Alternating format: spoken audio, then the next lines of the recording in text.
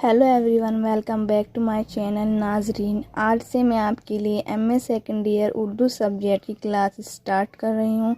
आप सब जानते हैं उर्दू कंटेंट इतना इजीली अवेलेबल नहीं हो पाता मार्केट में, जिस वजह से हमें काफ़ी परेशानी होती है।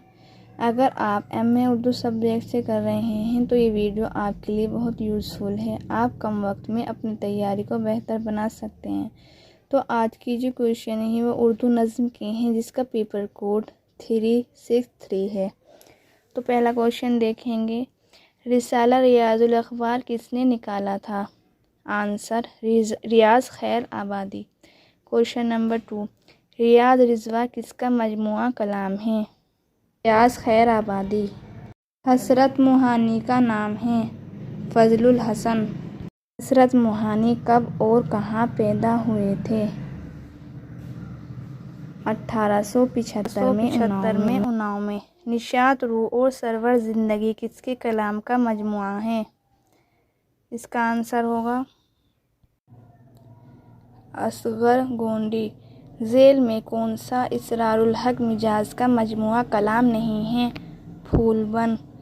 जोए शेर किसका मजमुआ कलाम है?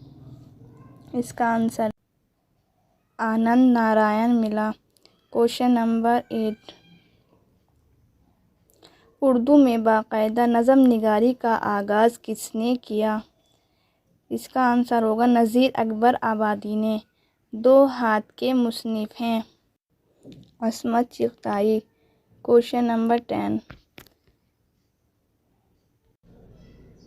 फ़ानी को यासियात का इमाम किसने कहा है? रशीद अहमद सिद्दीकी।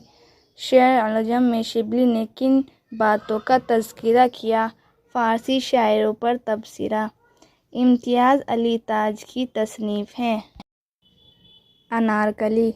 क्वेश्चन नंबर 13, किस शायर के यहाँ हुस्न व इश्क के अलावा दूसरे मज़ामीन नहीं मिलते? मोमिन। मीर अनीस के अलावा मरसिया गो शायर कौन हैं?